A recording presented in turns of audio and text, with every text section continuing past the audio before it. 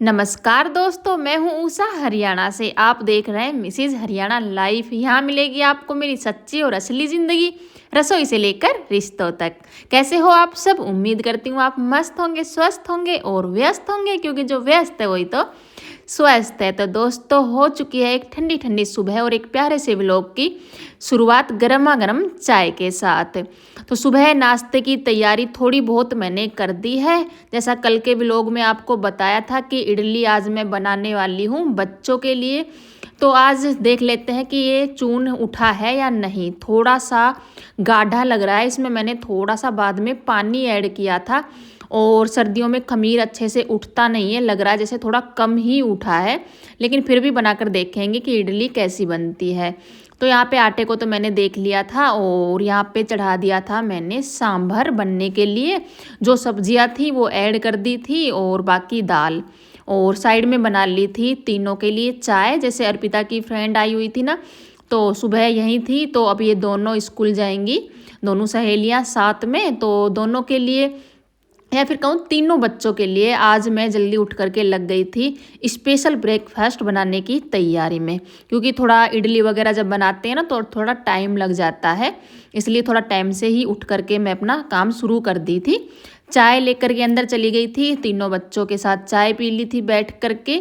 और वह बाद में बच्चे उठ गए थे, अपनी तैयारी करने लग गए थे स्कूल की, और मैं फिर से आकर अपने काम में लग गई थी। नहाकर मैं आ गई हूँ और नहाने के बाद फिर मैं अपना खाना बनाना शुरू कर दिया था। थोड़ा बहुत मैंने पहले ही काम कर लिया था अपना। यहाँ पे इडली बनाने के लिए इडली के बर्तनों में सबसे पहले तेल लगाना ज़रूरी होता है, हल्का हल्का, ज़्यादा नहीं। तो वो मैं इनमें लगा लेती हूँ। और साइड में मैंने कुकर में 1.5 गिलास के लगभग पानी गरम रख दिया है। जैसे जब भी कोई चीज़ हम भाप से बनाते हैं तो उसमें हमें पानी ऐड करना पड़ता है। तो कुकर में 1.5 गिलास के समथिंग पानी रख दिया था। और इमली मैंने गर्म पानी में भिगो दी थी। अगर जैसे रात को भिगो देती ना तो ठंडे पानी में भी भिगो कर छोड़ सकती थी, लेकिन अभी हैंड टू हैंड भिगोई है तो गर्म पानी में भिगो दी, क्योंकि सांभर में इमली की ज़रूरत पड़ती है। खट्टा मीठा जो है सांभर बनता है, मीठे के लिए मैं कुछ भी ऐड नहीं करती हूँ, सिर्फ खट्टा और मतलब चटपटा सांभर तैयार करती हूँ बना करके। सब्जियां खास तो नहीं थी, लेकिन जब कुछ सब्जी खास नहीं होती है ना तो मैं टमाटर और प्याज का ही ज़्यादा सा यूज कर लेती हूँ सांभर में। कुछ गाजर पड़ी हुई थी तो गाजर ऐड कर दी थी। तो यहाँ मैं सभी बर्तनों में तेल लगा करके मैंने इसमें डाल दिया है चावल, और जो दाल का पीस करके मैंने तैयार किया था घोल वो। और एक साइड में पानी भी गर्म हो गया था और इमली भी मतलब अभी अपना काम कर रही है, यानी कि भीग रखी है। जब तक सांभर बनाऊंगी तब तक अच्छे से भीग जाएगी। अर्पिता यहाँ पे उठ चुकी है और इसकी फ्रेंड भी उठ चुकी है, तो ये दोनों तैयार हो रही है। हर्ष अभी तक सो रहा है। और यहाँ पे मैंने चढ़ा दिए, ये थोड़ा जो ऊपर का जो है ना इसमें पकड़ने का था, जिसे पकड़ करके और कुकर में रख सकते थे हम, लेकिन वो कहीं पर खो गया है। तो अभी थोड़ा सा इसमें दिक्कत आती है कुकर में रखने के लिए। जैसे भाप से इडली बनती है तो सीटी वगैरह की तो कोई ज़रूरत है ही नहीं। साइड में जब तक इडली बनेगी जब तक मैं अपना सांभर तैयार कर लेती हूँ। सिंपल सा तड़का मैंने सांभर में लगाया था। एक साइड तेल चढ़ा दिया था गर्म होने के लिए सरसों का, दूसरी साइड संभाल लेते हैं दाल को, यानी कि सांभर को। तो ये भी अच्छे से पककर तैयार हो गया है। इसमें मैं पानी ऐड करूँगी, क्योंकि जो गाढ़ा सांभर होता है ना वो हमारे घर में किसी को पसंद नहीं है। पतला सांभर मतलब ज़्यादातर पसंद करते हैं।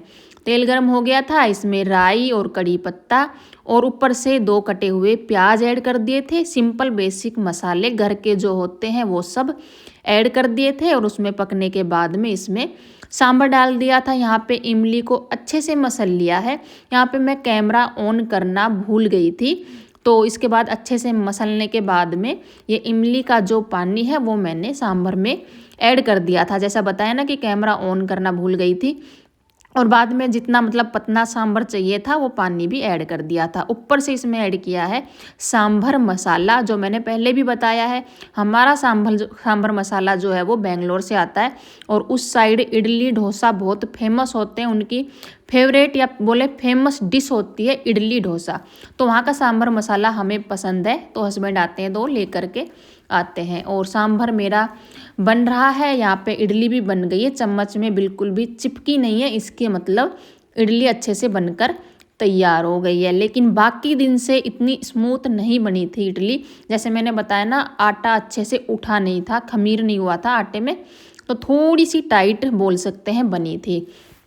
और यहाँ पे मैं सभी बर्तनों को बाहर निकाल लूँगी और हल्का सा ठंडा होने के बाद इसमें से इडलियों को निकाल लूँगी। अगर गरम गरम बर्तन में से निकालते हैं ना तो थोड़ी चिपकती है और अच्छे से शेप में निकल के तैयार नहीं होती है। तो यहाँ पे सभी इडलियों को मैंने निकाल लिया है। इसके बाद 1-2 घान मुझे और बनाने पड़ेंगे, क्योंकि बच्चा नाश्ते भी करेंगे और लेकर भी जाएंगे। कोई नई चीज़ जब बच्चे लेकर के स्कूल में जाते हैं तो थोड़ी एक्स्ट्रा ही लेके जाते हैं, ताकि वो अपने फ्रेंड्स को भी खिला सकें नई चीज़। तो यहाँ पे इडली मेरी बन गई है और उसके बाद में कुकर में मैंने चढ़ा दिया था थोड़ा सा पानी और उसके बाद में बैक टू बैक 2 घान मैंने इडली के और बना करके तैयार किए थे। तो आप देख सकते हैं इडली और सांभर दोनों चीज़ बन गई थी और बच्चे भी नहा करके दोनों लड़कियां तैयार हो गई थी और वे दोनों अंदर है, तो उनके लिए दोनों के लिए प्लेट मैंने लगा दी है। हर्ष बाद में खाने वाला था, वो अभी उठा नहीं था। तो दोनों बच्चियां खाना खा के चली गई थी स्कूल और उसके बाद झाड़ू तो मैंने पहले लगा ही ली थी, पोछे का काम मेरा बाकी था। तो वही है, जो मतलब ज़रूरी काम होता है वो मैं पहले करती हूँ, जैसा हमेशा बताती हूँ। तो झाड़ू ज़रूरी होती है तो झाड़ू पहले ही लगा लेती हूँ और पोछा वगैरह मैं अपना बाद में लगाती रहती हूँ। तो यहाँ पे अभी फटाफट से लगा लेते हैं पोछा। और धूप की अगर बात करें तो धूप आज भी मतलब बिल्कुल भी नहीं निकल रखी है। थोड़ा थोड़ा ऐसा लगता है जैसे निकलेगी, ऐसा लगता है जैसे बादलों ने ना सूरज को मतलब छुपा रखा है, ऐसा लगता है निकलेगी लेकिन नहीं निकलती है। तो वही है, अपने काम तो कंटिन्यू चलते रहते हैं। यहाँ पे पोछा मैंने दोनों रूमों में लगा लिया है और दोनों रूमों में से लगाती हुई आ गई थी। लास्ट में बारी आती है हॉल की। कल के व्लॉग में एक बहन का कमेंट आया था कि दी आपने तो मेरा कमेंट ही डिलीट कर दिया। तो उन बहन को मैं बता दूं, कमेंट मैं डिलीट नहीं करती हूं, बाकी मैं तो खुद आप लोगों से बोलती हूं कि कमेंट किया कीजिए, बल्कि मैं क्यों डिलीट करूंगी। कभी कभी ऐसा हो जाता है ना, मुझे भी ऐसा लगता है जैसे सामने वाले ने कमेंट डिलीट कर दिया है। काफ़ी बार शो होता है और काफ़ी बार शो नहीं होता है, तो ये वजह तो मुझे नहीं पता है, लेकिन उन बहन को मैंने कमेंट पर भी जवाब दिया था।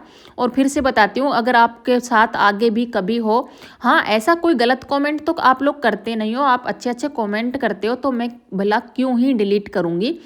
तो इसलिए मैंने सोचा एक बार आपको बता देती हूँ। यहाँ पे पोछा मेरा लगकर हो गया है ख़त्म और अभी आगे का जो काम है वो है कपड़ों का। मशीन आज सुबह में लगाई नहीं थी क्योंकि बहुत ठंडा ठंडा होकर के रखा था ना, तो मन ही नहीं किया था मशीन लगाने का। तो अभी सोचा कि लगानी तो पड़ेगी और उसके बाद मैंने सोचा पहले पानी चला लेते हैं ताज़ा। ताज़ा पानी होगा तो कपड़े थोड़े अच्छे से धुल जाते हैं। बिल्कुल ठंडा पानी यूज़ करते हैं तो कपड़े अच्छे से धुलते नहीं हैं, उनका मैल जो है वो निकलता नहीं है। अर्पिता की ड्रेस है, जैसे वो स्कूल जा रही है कंटिन्यू, तो उसकी ड्रेस वगैरह तो होती रहती है। और हर्ष की ड्रेस तो अभी मतलब कुछ दिन तक आराम है हर्ष की ड्रेस से। तो यहाँ पे मैंने पानी चला लिया था जैसे बताया ताज़ा, तो वो मशीन में डालने के लिए पाइप छोड़ दी है और सर्फ डाल करके लगा दूंगी। और आज मेरी मशीन में कुछ खराबी भी हो गई थी, जैसे बाद में, अभी तो मशीन चल दी थी अच्छे से और बाद में मैंने जैसे ये कपड़े धो करके और बेडशीट वगैरह डाली थी, पता नहीं उसमें क्या ही हुआ, मतलब बहुत बदबू जैसी आ रही थी, जैसे कुछ जल गया हो और धुआं धुआं सा होके रखा था, लेकिन मैंने गौर नहीं किया। बदबू तो आ रही थी लेकिन मैंने उसको गौर नहीं किया इस बात को। लेकिन काफ़ी देर बाद मुझे महसूस हुआ जैसे कुछ बदबू आ रही है, तो जाकर के बाथरूम में देखा तो हल्का हल्का सा धुआं होकर के रखा था। बाद में मैंने मशीन को ना वहीं की वहीं बंद कर दिया था कि पता नहीं क्या ही चक्कर है।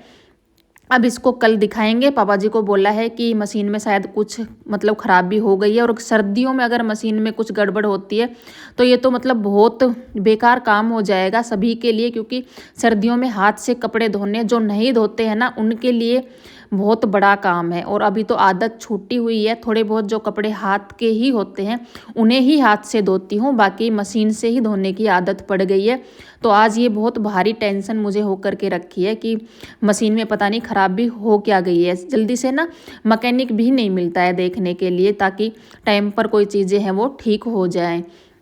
यहाँ पे बर्तन वगैरह सब मैंने साफ़ कर लिए थे, जैसे काफ़ी सारे इडली वगैरह के जो बर्तन थे वो, थोड़े बहुत बर्तन सिंक में और पड़े हैं। और बीच में मैंने ये कांच के जो बर्तन है ना, जो ये डब्बे हैं, ये ख़राब होकर के रखे थे, थोड़े थोड़े गंदे होकर के रखे थे और इस टाइम पर ये खल गए थे। तो मैंने सोचा इन्हें भी साथ के साथ धो लेती हूँ, थोड़ा थोड़ा करते रहते हैं तो ज़्यादा जोर नहीं पड़ता है। वरना जब काम इकट्ठा हो जाता है ना, फिर ऐसा लगता है मतलब कौन सा ही काम पहले करें।